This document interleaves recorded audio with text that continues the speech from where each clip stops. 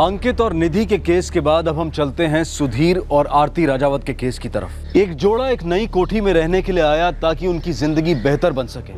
उन्हें उम्मीद थी कि अतीत की यादें वर्तमान के सपनों पर हावी नहीं होंगी, लेकिन क्या ऐसा हुआ?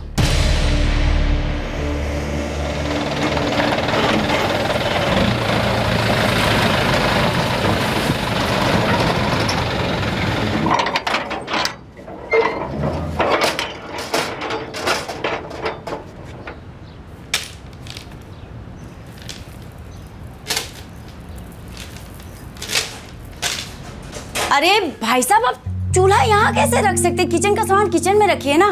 कितनी बार संभालूंगी मैं?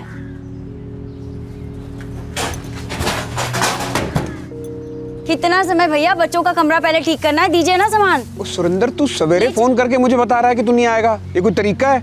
तेरे को पता है मुझे आज घर शिफ्ट करना है। कमाल करता है यार तू भी। लाइए। हाँ, वो गठरा दे दीजिए। आरती। हाँ जी। सुनो, तुम ये सब कुछ संभाल लोगी? वो सुरेंद्र का फोन आया, वो आज भी नहीं आ रहा। दुकान मुझे ही खोलनी पड़ेगी। कोई बात नहीं सुधीर, आप जाइए, दुकान खोलिए, मैं संभाल लूंगी। इससे पहले कि निशा प्रिया स्कूल से उनका कमरा ठीक करना पड़ेगा। देखो, कोई दिक्कत आए तो तुम मुझे फोन कर लेना, मैं दुकान बंद करके ही आ जाऊंगा। वैसे उसकी जरूरत नहीं पड़ेगी, आप दुकान संभालिए, मैं यहाँ देख लूंगी। हाँ, शायद खाना बनाने का टाइम ना मिले तो आते समय कुछ पैक करवा लाइएगा। ठीक है, ये सारा सामान अच्छी तरह से संभलवा के जाना। हाँ जी बाजी। हाँ चंगा जी, चलता हूँ। हाँ जी, जल्दी करिए।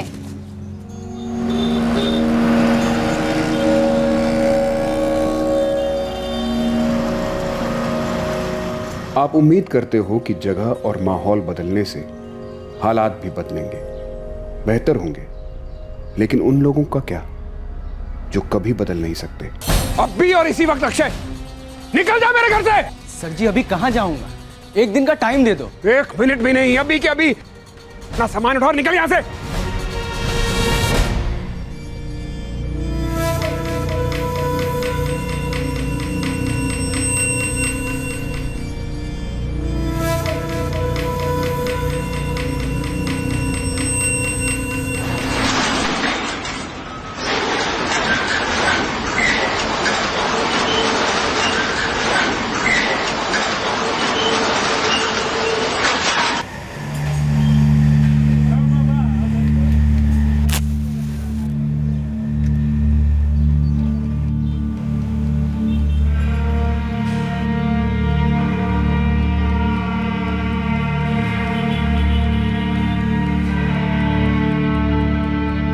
मेरा परिवार ही मेरी जिंदगी है।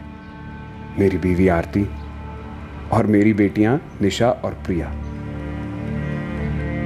एक पिता को या एक मां को और क्या चाहिए? उनके बच्चों के लिए खुशहाल जिंदगी और अच्छी परवरिश। बेटा, कैसा लगा आप दोनों को अपना नया कमरा? रूम सेट कर लिया ना?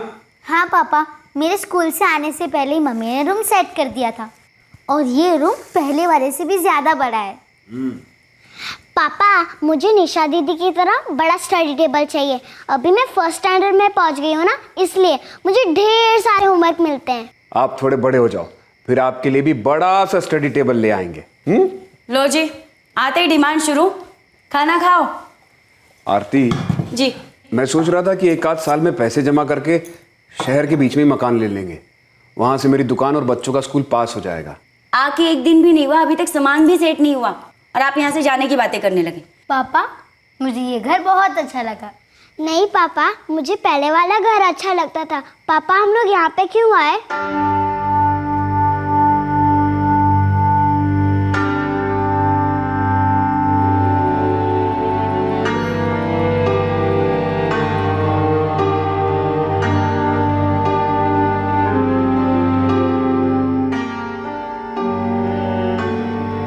जो होना था वो हो चुका। बेहतर यही है कि बीती बातों को भुलाकर आगे बढ़ा जाए। मैंने यही किया और मुझे लगता है यही सही है। पर क्या सब सही होगा?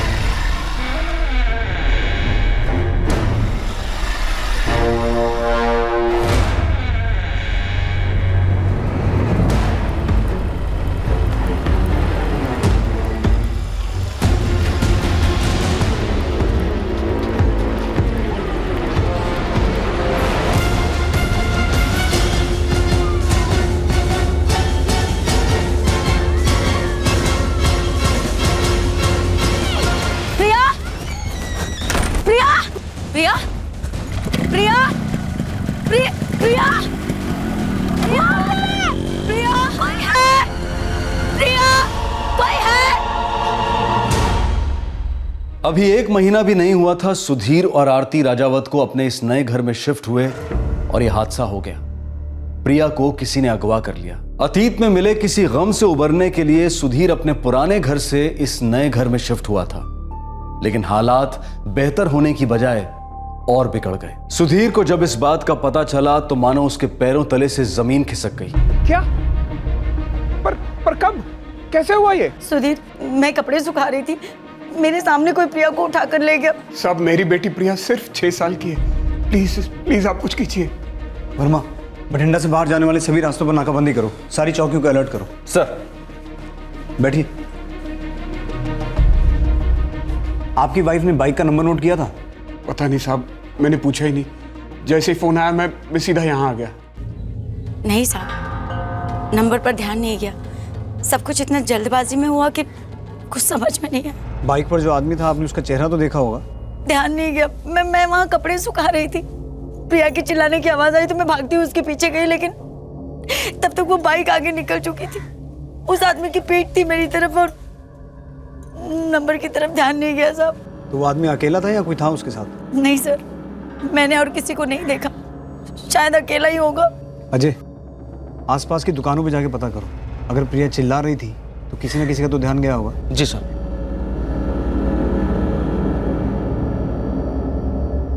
बेटा, आप कहाँ थे उस वक्त? आपने घर के आसपास किसी को देखा था? ये अंदर बैठकर पढ़ाई कर रही थी सर। देखिए, हमें प्रिया को ढूंढने में आसानी होगी अगर आप सब कुछ हमें साफ साफ बताएंगे। आपकी किसी के साथ कोई दुश्मनी या ऐसा कोई जो ऐसी हरकत कर सकता है? नहीं साहब, मैं तो एक छोटी सी दुकान चलाता हूँ, गाड़ियों के स्पेयर पार्ट्स की। मेरी किसी के साथ क्या दुश्मनी हो सकती है? मेरी प्रिया को ढूंढ लीजिए सर। पता नहीं मेरी बच्ची कहाँ होगी, किस हाल में होगी। हाथ जोड़ती हूँ, मेरी बच्ची को ढूंढ दीजिए।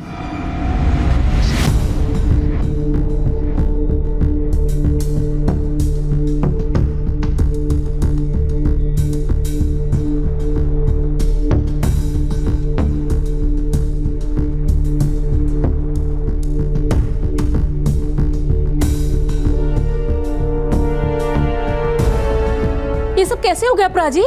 कार के पास से उठा के ले गया। अरे आरती ने देखा ले जाते हुए? यही सोचा था, सब कुछ पलक झपकते ही हो गया। रंजीत, मेरी आंखों के सामने से मेरी प्रिया को उठाकर लेकर चले गए, मैं कुछ नहीं कर पाए। देख, तू रो मत, कुछ नहीं होगा प्रिया को। जितनी जल्दी हो सके मैं वहाँ आता हूँ, और बीजी और पापा जी को भी ले आऊँगा।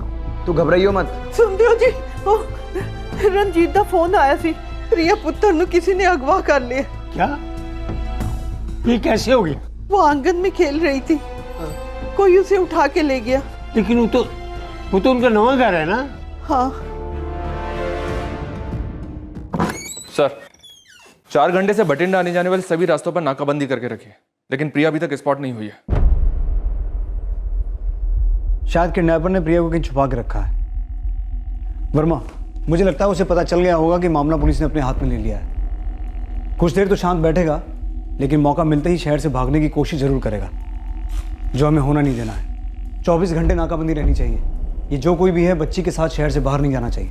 सर, घर के आसपास की दुकानों से कुछ पता चला? जी नहीं सर, दरअसल दोपहर का टाइम था, इसलिए ज्यादातर दुकानें बंद थी।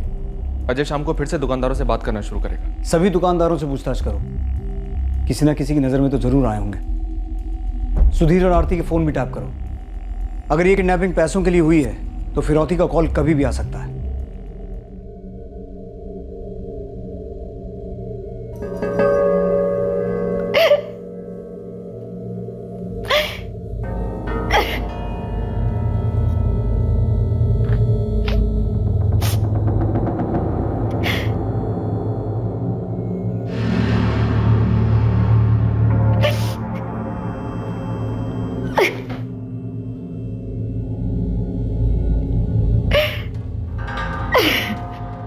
आरती, मैं कुछ नहीं कर पाई सुधीर,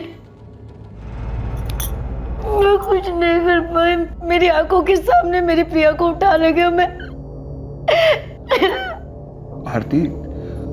आरती तुम खुद को दोष मत दो। प्रिया मिल जाएगी प्रिया। मैं आरती को हिम्मत देने की कोशिश कर रहा था, लेकिन मैं खुद अंदर से डरा हुआ था। प्रिया किस हाल में होगी ये सोचकर कांप जाता था मैं।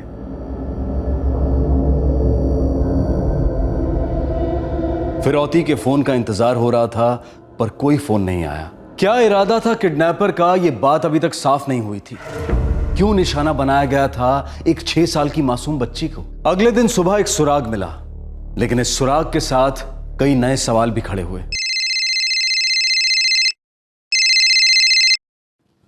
हाँ जी साहब जी, बलविंदर नाम का बंदा है। सुधीर जी के घर की आगे की गली में इसकी एक लॉन्ड्री की दुकान है। इसने प्रिया को उस आदमी के साथ मोटरसाइकिल पर जाते देखा था साहब जी। साहब जी, मैं खाना खा के बर्तन धो रहा था, तब देखा था मैंने। तुम्हें उस आदमी का हुलिया याद है? हुलिया क्या साहब जी, मैं तो बंदे को ही पहचानता हूँ। कौन है वो?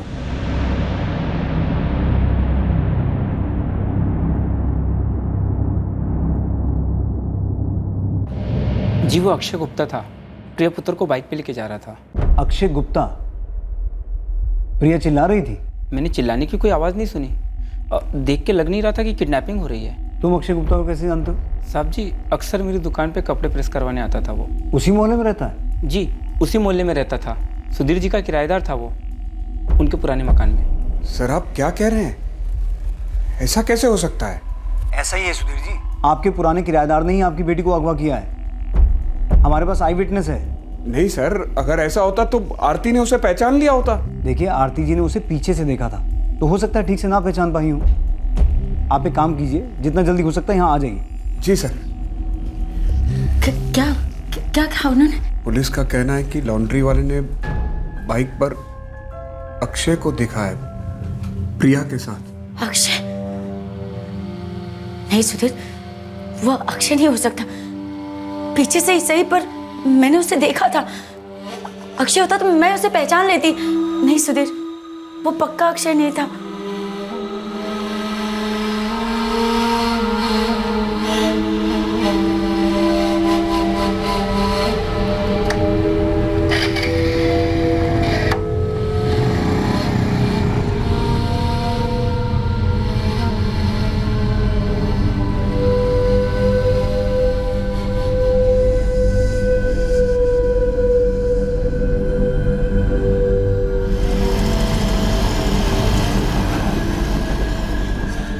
मैं जितना अपने अतीत से भागने की कोशिश कर रहा था, उतना ही वो मेरे सामने आ रहा था।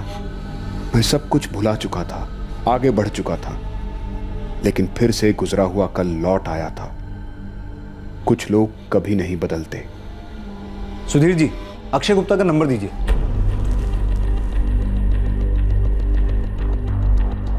जी, ये 2 महीने पहले तक यही उसका नंबर था। वो आपके यहाँ किराएदार था?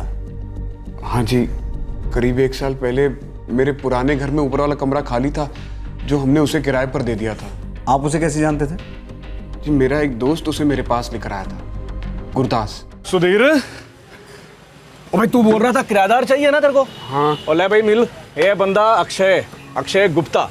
सत श्री अकाल जी। सत श्री अकाल जी। ओ, कुर्सी पढ़ लो। ओ भाई 2-3 हफ्ते पहले ही फरीदाबाद से आया है, बॉटलिंग की फैक्ट्री में काम करता है। ओ भाई आगे अपने बारे में बता दे वीरे। जी वो कुछ दिनों पहले ही काम शुरू किया है। अभी तनख्वाह तो ज़्यादा नहीं है, पर सीखने को बहुत मिल रहा है। अगर मेहनत से काम करता रहा तो आगे तनख्वाह भी ज़्यादा मिलने लगेगी। अच्छी बात है, मेहनत करने में विश्वास रखते हो। जी वो किस्मत का ताला तो मेहनत की चाबी से ही खुलता है। कल से आ जाओ रहने, घर के ऊपर एक कमरा है। जी, पर वो किराया कितना होगा जी? किराए की फिक्र ना करो, जितना तुम दे पाओगे उतना ही होगा। थैंक यू जी। 2 महीने पहले उसने आपका घर छोड़ दिया? जी। और उसके 1 महीने बाद आपने भी अपना घर बदल लिया? जी। अक्षय चला गया था या आपने उसे घर से निकाल दिया था? जी मैं... देखिए सुधीर जी, अगर अक्षय ने ये किडनैपिंग की है तो उसकी कोई वजह होगी। कुछ ना कुछ तो हुआ होगा आप लोगों के बीच। नहीं सर, ऐसा कुछ भी नहीं हुआ था। जरूर आप ही को कोई गलत फहमी हुई है।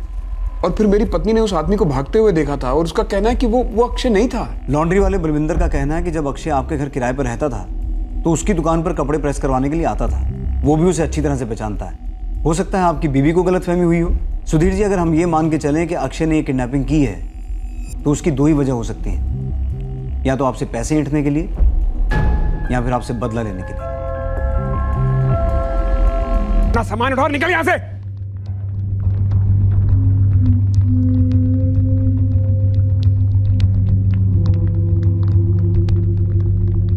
बदला? लेकिन किस बात का?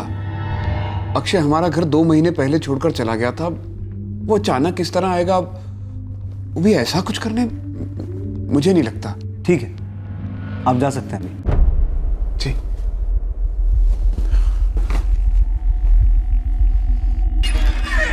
सर, अक्षय का फोन स्विच ऑफ है। कब से? कल से। प्रिया भी कल से गायब है। अक्षय गुप्ता के इस किडनैपिंग के साथ जरूर कुछ ना कुछ लेना देना है। खंगालो इसके फोन रिकॉर्ड्स।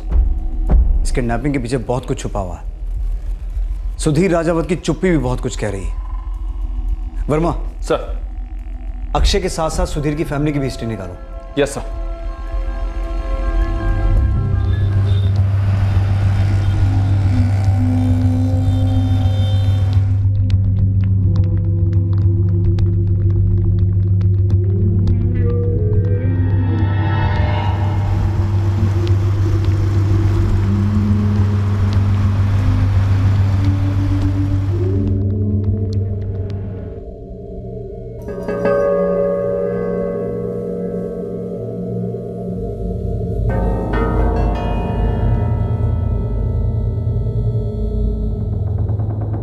बाय रिया, कल मिलते हैं।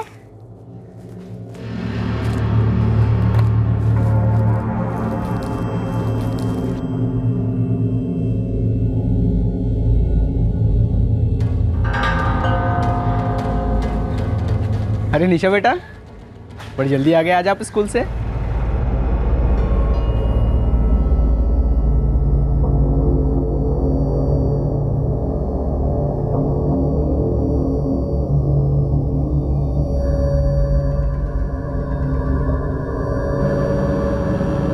हाँ जी, सारे पार्ट सवेरे तक पहुंच जाएंगे जी।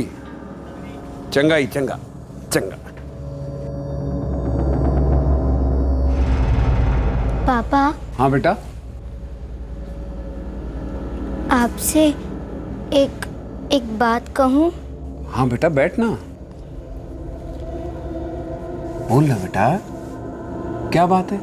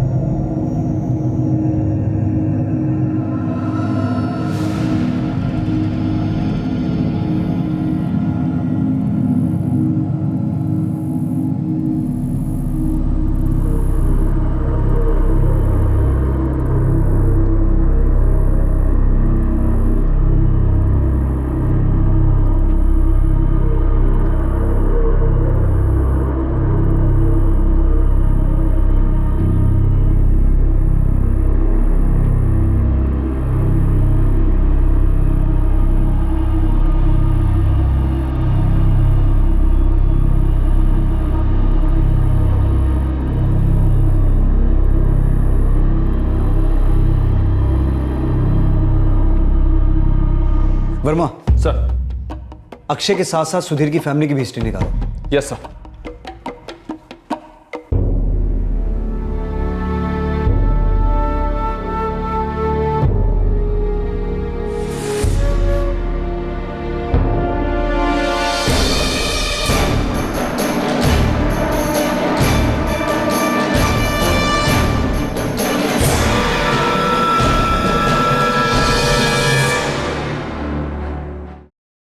मैं आपसे कितनी बार कहूं सुधीर, वो अक्षय नहीं था।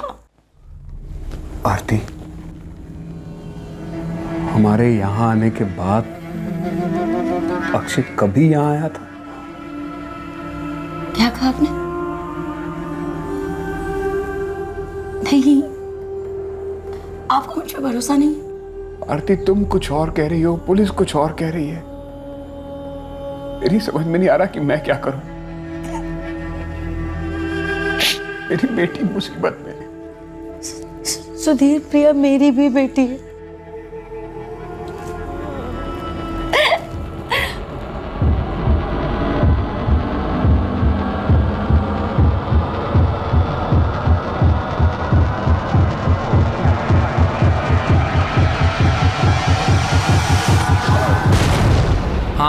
सुधीर साहब काफ़ी अच्छे आदमी हैं, 2 साल काम किया मैंने उनकी दुकान पे। लेकिन तू ये इंटरव्यू क्यों ले रहा है मेरी? अबे मैं तो ऐसे ही पूछ रहा था, उनकी बेटी को कोई उठा ले गया ना? हाँ यार, बड़ी प्यारी बच्ची थी, 1-2 बार मिला उसको दुकान पे, लेकिन वही ना, बेचारी की किस्मत ही खराब थी। पहले माँ को खो दिया, अब बेचारी खुद ही। माँ को खो दिया और नहीं सलीम पाई? आरती, उसकी माँ तो जिंदा है ना? अरे नहीं, मैं उसकी छवि माँ की बात कर रहा हूँ। उसके पैदा होने के कुछ दिन बाद ही गुजर गई थी। मतलब उसके बाद तो सुधीर साहब काफ़ी टूट ही गए थे।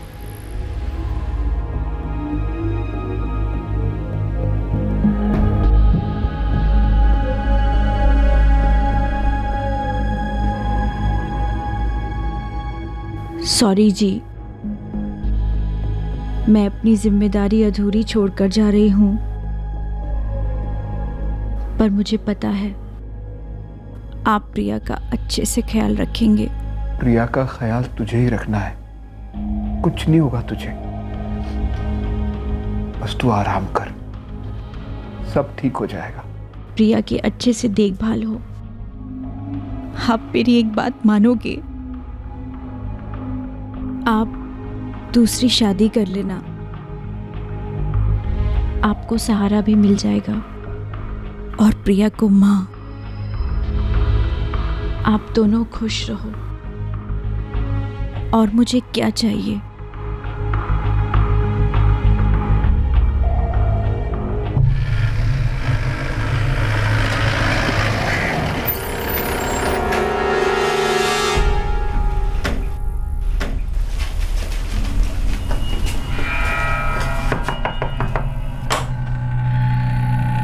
विश्वास सिंह जी। अक्षय गुप्ता कहाँ है? जी वो अक्षय ने बच्ची ने अगवा किया है? नहीं साहब, कुछ नहीं जानता इस बारे में। अक्षय का फोन स्विच ऑफ होने से पहले आखिरी कॉल उसने तुझे किया था? हाँ, मेरी बात भी हुई थी और मैं मिला भी था उससे। कब मिला था? परसों शाम मेरे घर आया था। क्यों? पिछले महीने मैंने कुछ पैसे लिए थे उससे उधार, वही मांगने आया था। विश्वास, हाँ यार, मुझे मेरे पैसे चाहिए यार, बहुत इमरजेंसी है। यार मुझे भी तो इमरजेंसी थी, तभी तो मांगे थे तेरे से। और मुझे ठंड रख यार, लौटा दूंगा तुझे। मैं कौन सा भागा जा रहा हूँ? मुझे पता है तू कहीं नहीं भागा जा रहा है, पर मुझे जाना है यहाँ से यार। जाना है? किथे? मुझे नहीं पता, बस भटिंडा छोड़ के कहीं भी जाना है। कहाँ जा रहा था वो? मैंने भी कई बार पूछा था, पर बताया नहीं उसने मुझे। सच कह रहा हूँ साहब। तुझे क्या लगता है, कहीं फरीदाबाद तो नहीं लौट गया? शायद फरीदाबाद लौट सकता है, क्योंकि पिछले महीने नौकरी भी छोड़ दी थी उसने, और पता नहीं क्या चल रहा था उसके दिमाग में। पर ऐसा कुछ करेगा ये तो मैं भी नहीं सोच सकता था साहब। सर, सुधीर के पास भी अक्षय का फरीदाबाद का एड्रेस नहीं है, सिर्फ जुबानी समझौता हुआ था, प्रॉपर रेंट एग्रीमेंट बना ही नहीं था। वर्मा, इस केस में मुझे एक बात बहुत अटपटी लग रही है कि नैपर को सिर्फ 2 लोगों ने देखा, बलविंदर और आरती। बलविंदर दावे के साथ कहता है कि वो अक्षय ही था,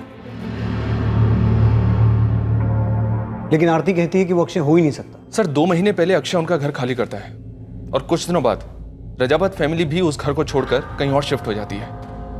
मुझे नहीं लगता है सर कि अक्षय और रजावत फैमिली के बीच सिर्फ एक किराएदार और मकान मालिक का रिश्ता था। कोई बात तो हुई होगी जिसको लेकर सब खामोश हैं, लेकिन एक बात तो तय है वर्मा, ये किडनैपिंग पैसों के लिए नहीं हुई है। साहब, अटपटा क्या है ये तो अब तक पता नहीं चल पाया है, पर एक बात मालूम पड़ी है, ये आरती और सुधीर की ना दोनों की दूसरी शादी है। प्रिया किसकी बेटी है, आरती की या सुधीर की? साहब, आरती निशा की सगी माँ है और प्रिया की सुतेली, और सुधीर प्रिया का सगा बाप है और निशा का सुतेला। निशा सुधीर की सगी बेटी नहीं है? कहीं ये कोई प्रॉपर्टी का मामला तो नहीं? कहीं ऐसा तो नहीं कि आरती ने निशा को इकलौता वारिस बनाने के लिए प्रिया को गायब करवाया हो? साहब, ऐसी कोई बात तो अभी सामने नहीं आई है, पर मेरी सर्चिंग चालू है। परमिंदर, इस अक्षय का ठिकाना ढूंढो बहुत जल्दी, वो जरूर शामिल है इस केस में।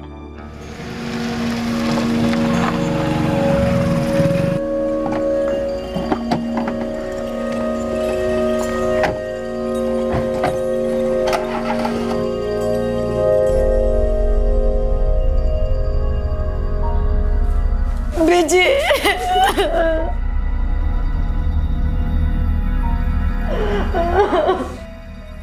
पुलिस को कुछ पता चला प्रिया के बारे में? पुलिस वालों का कहना है कि प्रिया को अक्षय उठा के ले गया है। अक्षय? वो आपका किराएदार?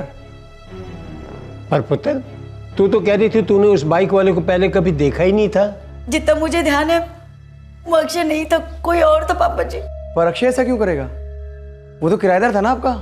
पता नहीं, मुझे कुछ नहीं पता।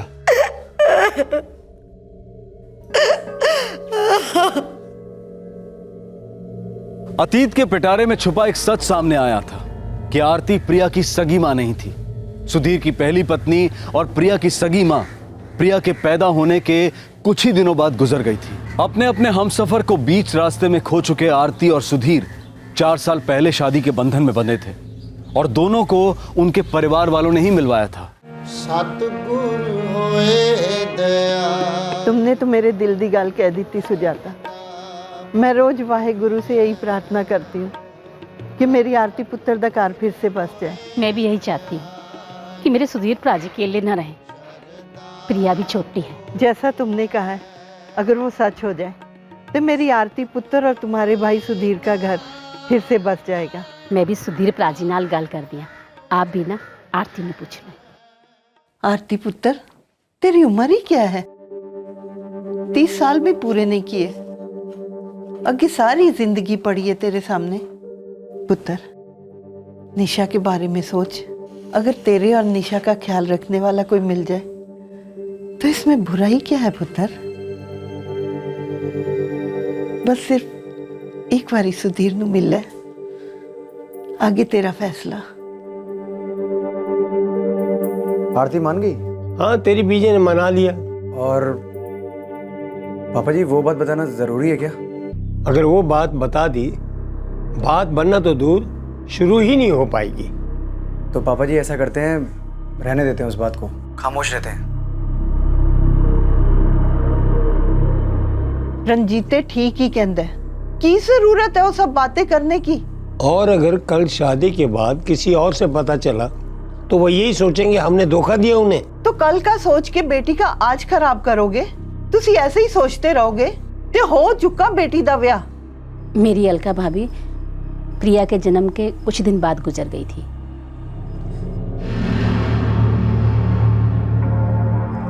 आरती ने शादी के 7 साल बाद ही अपने पति को खो दिया। समरजीत नाम था उसका। कार एक्सीडेंट हुआ था उनका और वहीं उनकी मौत हो गई।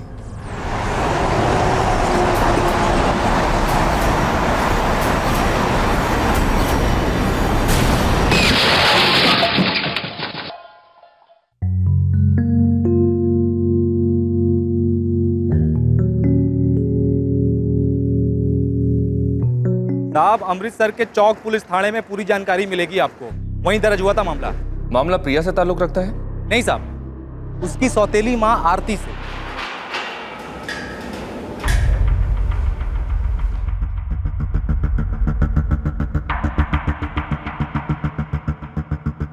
सर, मैंने अपना पति खोया है, मेरी 5 साल की बेटी है और आप लोग मुझ पे ऐसे इल्जाम लगा रहे हैं। मैं नहीं जानती सर उस ट्रक वाले को। मुझे नहीं पता उसने मेरे पति पे ट्रक क्यों चढ़ाया। लेकिन आपके सास ससुर का कहना है कि वो एक्सीडेंट नहीं था, शायद मर्डर था जो आपने करवाया। मैं साहब, वो मेरे पुत्र के साथ खुश नहीं थी। उसका किसी चीज से जी नहीं भरता था साहब। मांगे खत्म ही नहीं होती थी उसकी। रोज झगड़े होते थे दोनों में। तंग आ गया था जी मेरा पुत्र उससे। हमने लड़की पसंद करने में बहुत बड़ी गलती कर दी। आपको हम पे यकीन नहीं ना, तो आप उसके भाई से ही पूछ लीजिए। वो खुद कितनी बार आया था दोनों में सुलह कराने। उस दिन भी वो जिद करके बैठी थी बाहर जाने के लिए। मेरा पुत्र थका मांदा घर आया था, पर उसकी जिद के आगे वो उसे हार मान कर बाहर लेकर गया था। उसके बाद मेरा पुत्र लौट के घर नहीं आया साहब, और मुझे पूरा यकीन है ये सब आरती ने ही करवाया है। उसी ने मार डाला मेरे पुत्र को। पूरी तैयारी की थी उसने मेरे पुत्र को खत्म करने की। साहब, आज 3 दिन हो गए, मेरी बेटी की कोई खबर मिली? हम पूरी कोशिश कर रहे हैं सुधीर जी। अक्षय फरार है, उसका फोन सर्विलेंस पर रखा है हमने। फरीदाबाद पुलिस को भी अलर्ट कर दिया गया है। सर, आप जब इतना सब कुछ कर रहे हैं तो फिर मेरी बेटी क्यों नहीं मिल रही है? क्योंकि आप बेजुबान हैं और हमें बता नहीं रहे। कि आपके और अक्षय के बीच आखिर रंजिश क्या थी। सर मैंने आपसे कितनी बार कहा है कि अक्षय के साथ मेरी कोई दुश्मनी नहीं थी। मैंने उसे कमरा खाली करने के लिए इसलिए कहा था क्योंकि हम लोग नए घर में शिफ्ट करने वाले थे। और शिफ्ट होने के 2 महीने बाद आपकी बेटी किडनैप हो गई और उसी दिन अक्षय को बाइक पर प्रिया के साथ देखा गया था। अब उसका फोन बंद है। फिरौती के लिए भी आपको कोई फोन नहीं आया। सुधीर जी, क्या आपको अभी नहीं लगता कि अक्षय ये सब कुछ आपसे अपनी दुश्मनी निकालने के लिए कर रहा है? मुझे नहीं पता साहब, मुझे सिर्फ इतना पता है कि मेरी 6 साल की बेटी अगवा हुई है और वो मिल नहीं रही है। प्लीज प्लीज आप उसे ढूंढिए, प्लीज ढूंढिए। सर, अमृतसर की चौक पुलिस ने आरती को 6 महीने जेल में रखा था। उसके खिलाफ कोई सबूत ना मिलने की वजह से उसे रिहा कर दिया गया। पर सर, समरजीत के माँ बाप इस बात से खुश नहीं थे। उन्होंने फिर से इंक्वायरी की मांग की। लेकिन दूसरी इंक्वायरी के बाद भी यही कहा गया कि वो एक्सीडेंटल डेथ का ही केस था। सर, उस केस में भी आरती पर शक था, पर उसका इन्वॉल्वमेंट नहीं था। हो सकता है इस केस में भी ऐसा ही हो। अब ये तो प्रिया के मिलने के बाद ही पता चलेगा।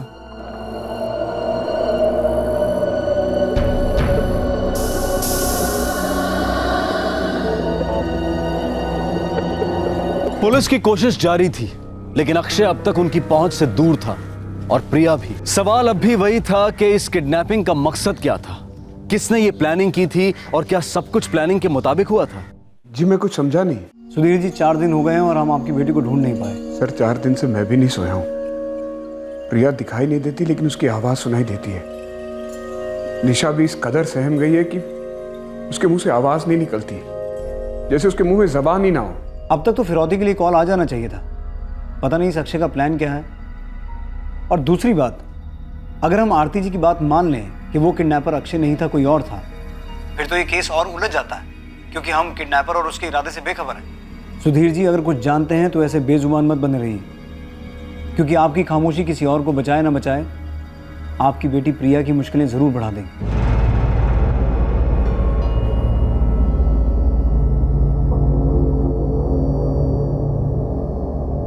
पापा, आपसे एक बात कहूँ?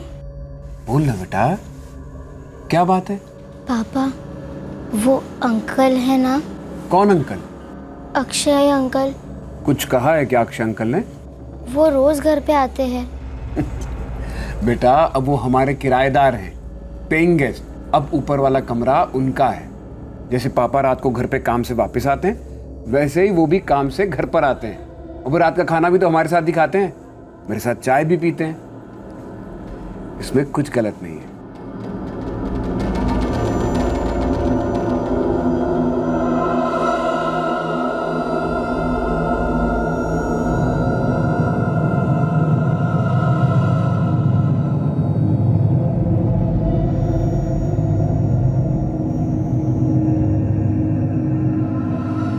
वो दोपहर में भी आते हैं जब आप घर पे नहीं होते हो।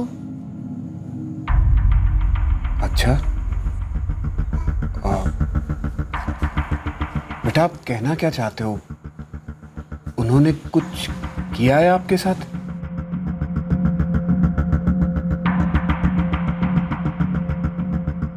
उस दिन मैं बीमार थी, स्कूल नहीं गई थी।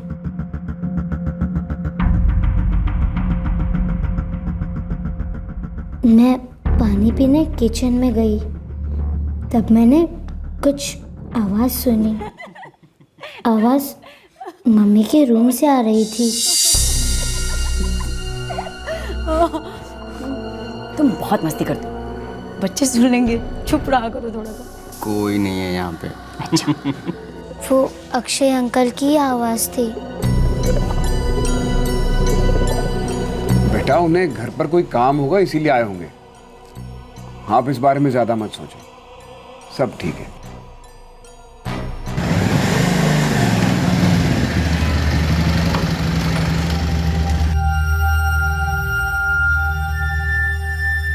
निशा की बात को उस दिन मैंने नजरअंदाज कर दिया, पर 1 हफ्ते बाद मेरी नजरों पे बड़ा पर्दा उठा। मैं उस दिन घर जल्दी आ गया था। निशा और प्रिया स्कूल में थे। तो छोड़ दो ना सुधीर को और चलो मेरे साथ। यहाँ क्या दिक्कत है? तुम जब चाहो तब आ सकते हो, जो चाहो वो कर सकते हो। तुम्हें कौन रोकता है?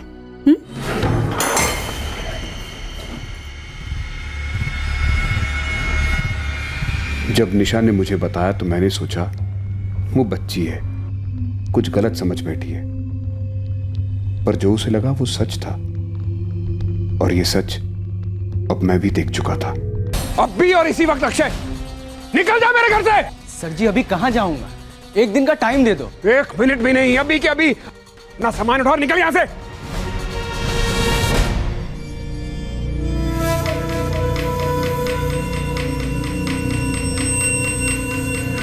बहुत मना ली रंगरेलियां, अभी तमाशे करना बंद कर दे। मेरे भरोसे का हमारे बच्चों का जरा भी ख्याल नहीं आया तुझे? बोल, जरा भी ख्याल नहीं आया तुझे? बच्चों की वजह से चुप हूं, दोबारा ऐसी हरकत की ना तो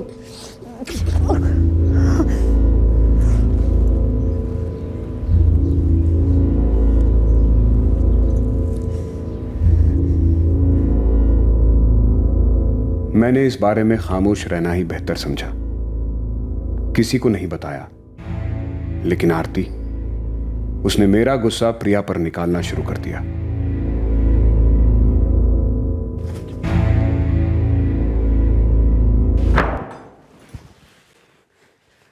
ये मत समझना कि मुझे कुछ पता नहीं चल रहा है, सब देख रहा हूं मैं। तुम प्रिया के साथ कैसे पेश आती हो, तुम हाथ उठाती हो उस पर।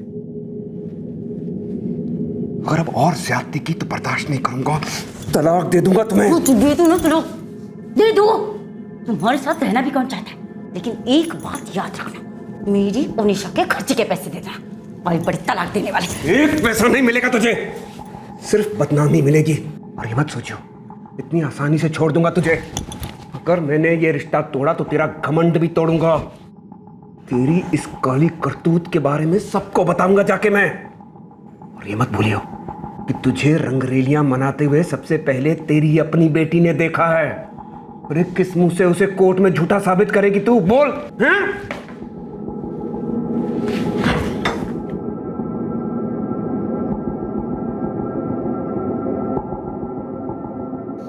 कहाँ देखा?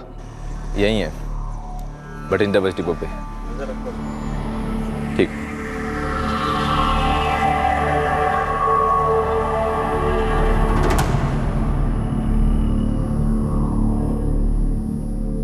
हाथ से जाना नहीं चाहिए। जो कि नजर रखे हुए सर।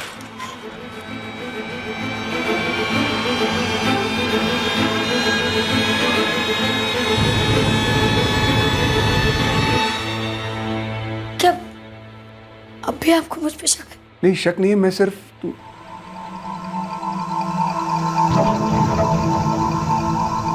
सच बताना आरती, क्या अब भी तुम्हें मुझसे कोई नाराजगी है? नहीं, बिल्कुल नहीं। और जो कुछ भी हुआ था उसे मैं बहुत पीछे छोड़कर आ गई हूँ। मैंने जो किया था सुधीर, मुझे अब भी उस बात का बहुत पछतावा है।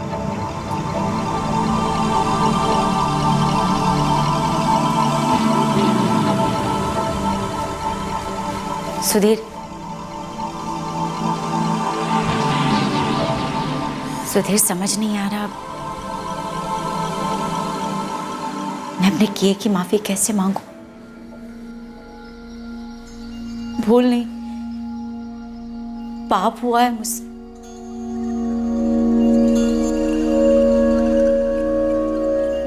पता नहीं मुझे क्या हो गया था।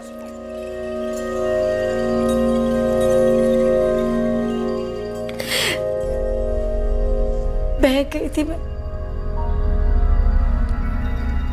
तुमसे झूठ नहीं कहूंगी सुधीर।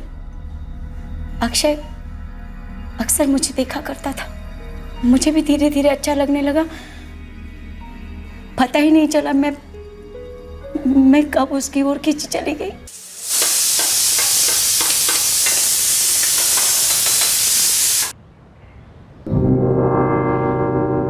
क्या हुआ, मेरा छूना अच्छा नहीं लगा? मैं भी क्या पूछ रहा हूँ।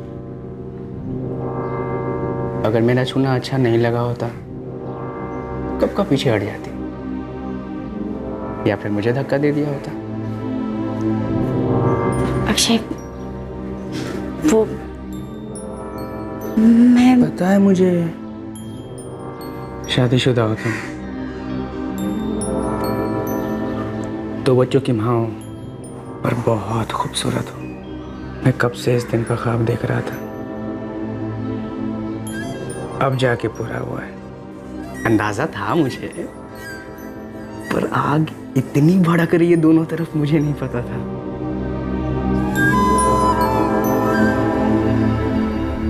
गलती हो गई मुझसे सुधीर, पता नहीं क्या हो गया था मुझे।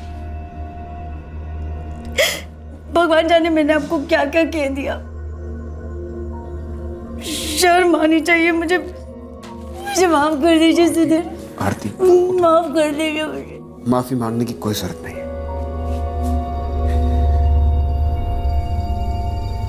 तुम्हें अपने किए पर पछतावा है, इतना ही बहुत है। इस घर में, मेरी जिंदगी में तुम्हारे लिए हमेशा जगह है।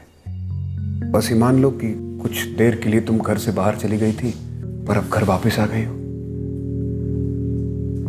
अच्छी बात यह है कि हम फिर से एक नई शुरुआत करेंगे।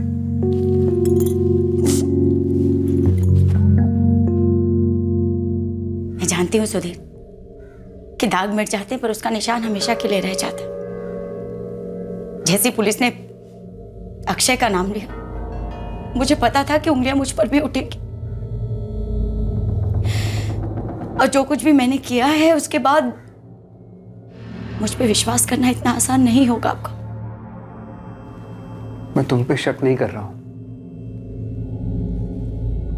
उस दिन हमने तय किया था कि हम अपनी शादी, अपने परिवार को टूटने नहीं देंगे, इसलिए तो हमने वो घर छोड़ा। और मैंने देखा है कि तुमने यहां आकर हमारे रिश्ते को संवारने की कोशिश की है, लेकिन फिर भी एक बार सोचने की कोशिश करो कि कहीं वो अक्षय तो नहीं था जो हमारी बेटी प्रिया को लेकर भागा था। मैं क्यों बचाऊंगी उस आदमी को, बताइए ना। मेरा विश्वास कीजिए।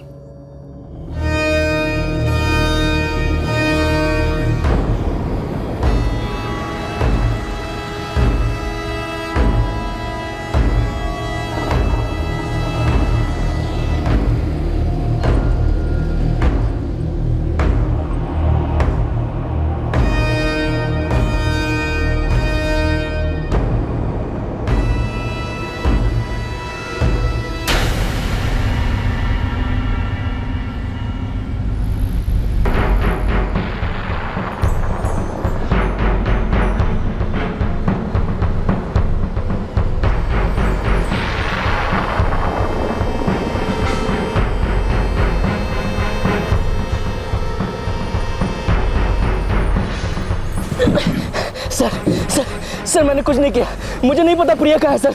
मैंने पूछा प्रिया के बारे में, मैंने पूछा प्रिया कहाँ है। चल बोल भी दे, पहलने वाला तो हूं मैं तुझे। बोल। सर मैंने एक जगह पे छुपा के रखा है उसको। किसके पास? किसी के पास नहीं सर, एक खाली मकान है वहां पर छुपा के रखा है। चल लेके चल, अभी लेके चल। चल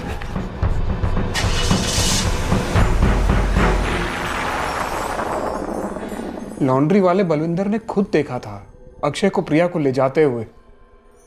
वो झूठ क्यों बोलेगा, वो भी पुलिस के सामने? मुझे नहीं पता सुधीर, मैं सच कह रही हूँ, प्रिया की कसम।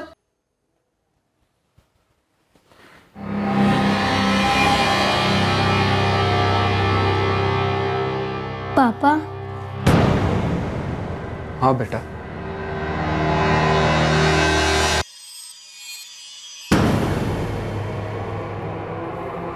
क्या बात है बेटा? पापा, वो अक्षय अंकल ही थे जो प्रिया को लेकर गए थे। मम्मी ने ही भेजा था प्रिया को अक्षय अंकल के साथ।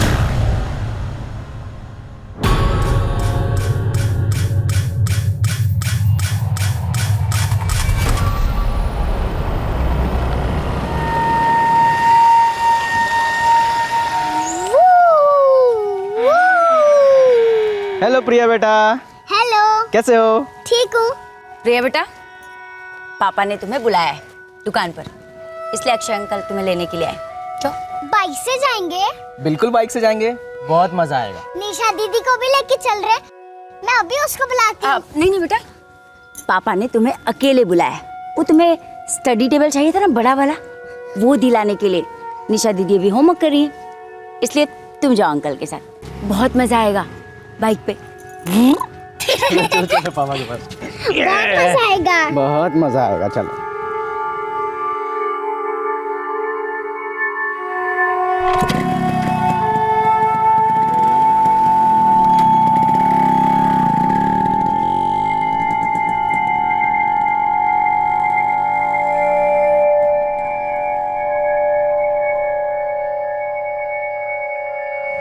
मम्मी, वो अक्षय अंकल थे ना, वो पिया को कहाँ लेकर जा रहे थे?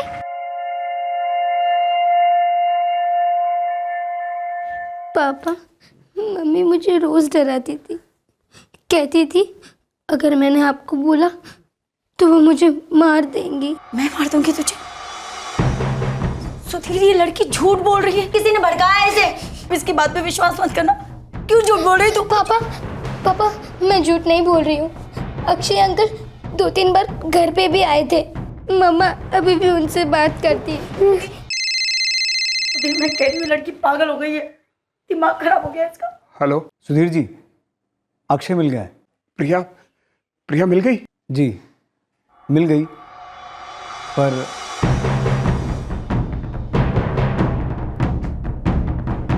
क्या कहा पुलिस ने? पुलिस ने अक्षय को पकड़ लिया है। और प्रिया?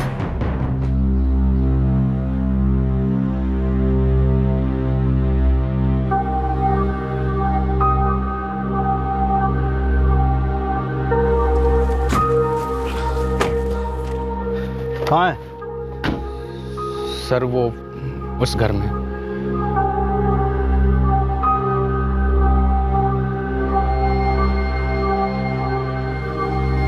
खोल।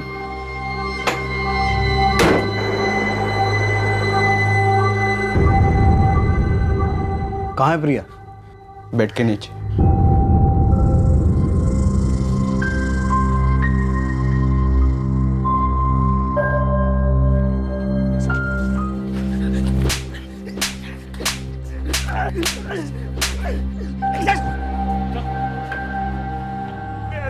बात क्या है जी? हुआ क्या? क्या किया आरती ने? क्या हुआ सुधीर? क्यों मार रहे हो इसे?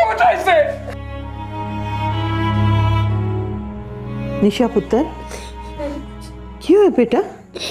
नानी, मम्मी ने सब कुछ किया है। क्या?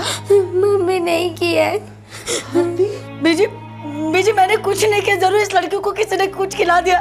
क्यों झूठ बोल रही बेटा? मैंने कुछ नहीं किया। उसे उसके साथ भेजा गया था और वो अपनी माँ के भरोसे चुपचाप उसके साथ चली गई, बिना शोर मचाए, जैसा हमें बलविंदर ने कहा था। क्या मिला उसे मेरी बच्ची को मार के? पहले मारने का प्लान नहीं था, लेकिन बाद में प्लान बदल गया। 1 मिनट।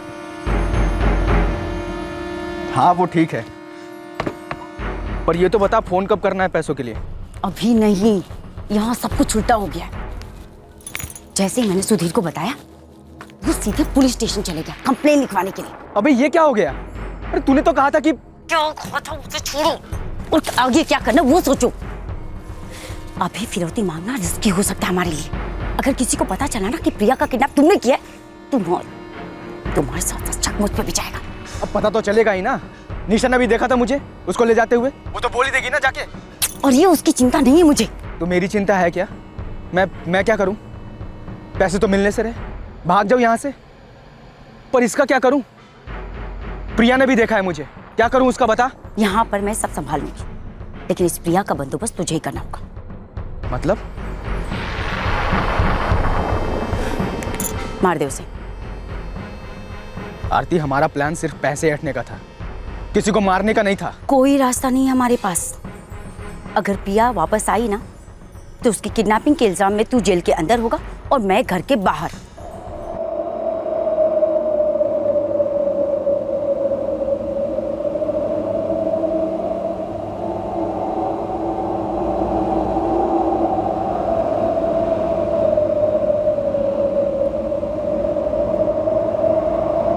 जिस दिन अक्षय प्रिया को ले गया था, उसे उसी दिन मार दिया था।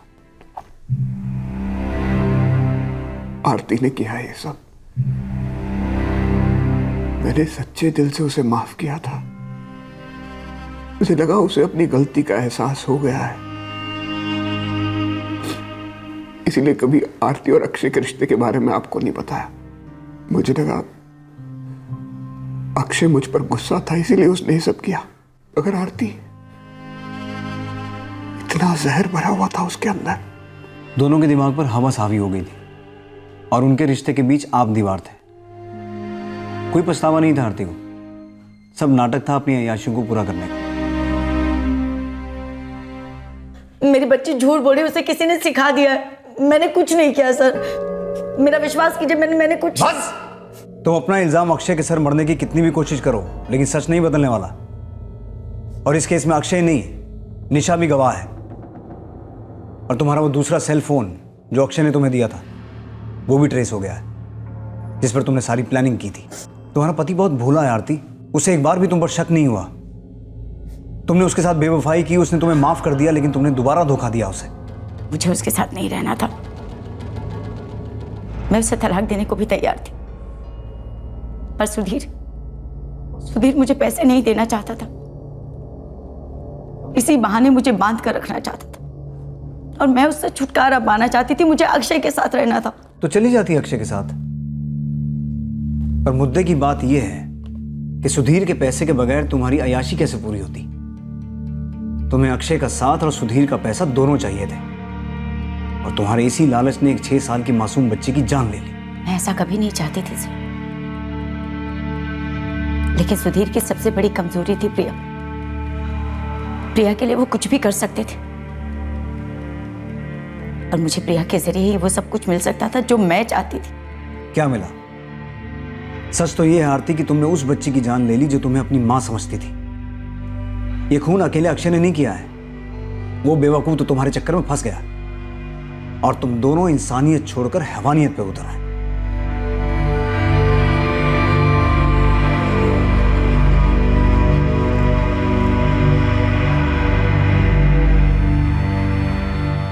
सुधीर जी,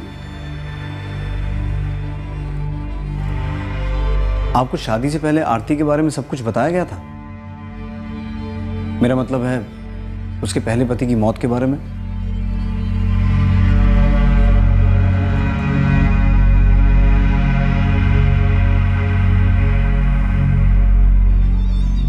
सुधीर पुत्र, हमसे बहुत बड़ी भूल हो गई जो हमने तुमसे सच छुपाया।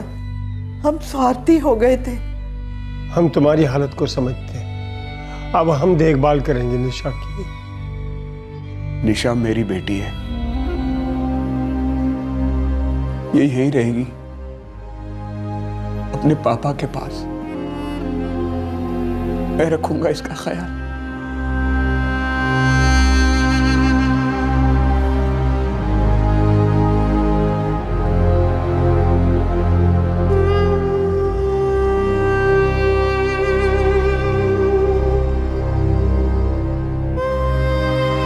मुझे आरती को अक्षय के साथ जाने देना चाहिए था। उसे पैसा, तलाक जो भी चाहिए था मुझे दे देना चाहिए था, तो शायद मेरी प्रिया तो आज जिंदा होती। प्रिया को मैं कभी भुला नहीं पाऊंगा, ना आरती के किए को। और निशा है मेरे साथ। निशा की परवरिश अब मेरा जिम्मा है। हम दोनों को एक दूसरे का ख्याल रखना है। अक्षय और आरती पर आईपीसी की धारा 365 के तहत अपहरण, धारा 302 के तहत हत्या और धारा 120B के तहत आपराधिक षड्यंत्र के चार्जेस लगाए गए हैं। सुधीर पूरी तरह से बिखर चुका था। निशा भी गहरे शौक में थी। इस छोटी सी उम्र में उसने जो देखा, जो सहा, उसे भुलाना आसान नहीं था। निशा ने अपनी मां को उसके पिता को धोखा देते हुए और अपनी सौतेली बहन प्रिया को अपनी मां के प्रेमी के हाथों अगवा होते हुए देखा था। यहां तक कि निशा की जुबान पर ताला लगाने के लिए उसकी मां ने उसे काफी डराया धमकाया भी था। एक मां की बिल्कुल विपरीत और डरावनी छवि देखी थी उसने। लेकिन शुक्र है कि निशा अब एक संवेदनशील और जिम्मेदार पिता की देखरेख में महफूज है। शादी के रिश्ते से जुड़े दो लोगों में से अगर कोई एक अपनी खुशियां उस रिश्ते के बाहर तलाशता है, तो उस वक्त उस इंसान को इस बंधन से रिहा कर देना ही सही है, चाहे ऐसा करना कितना भी मुश्किल क्यों ना हो। ऐसे हालात में उस दूसरे इंसान को भी अपनी इच्छा, अपना इरादा खुले शब्दों में जाहिर कर देना चाहिए। किसी को दबाकर कुछ देर के लिए खामोश किया जा सकता है, लेकिन उस खामोशी के पीछे छुपे असंतोष को खत्म नहीं किया जा सकता। बल्कि ऐसा करने से मजबूरी में बेजुबान बने इंसान के अंदर नफरत का लावा पनपने लगता है, और यह नफरत का लावा जिंदगी की खुशियों को ही नहीं बल्कि खुद जिंदगी को भी निगल जाता है। आपसे फिर मुलाकात होगी क्राइम पेट्रोल सतर्क में एक और चौंकाने वाले केस के साथ। तब तक अपना ख्याल रखें, सुरक्षित रहें, स्वस्थ रहें, सही वक्त सही कदम, सतर्क रहें। जय हिंद। इस तरह के और भी एपिसोड देखने के लिए हमारे चैनल को सब्सक्राइब करें और बेल आइकन दबाना ना भूलें।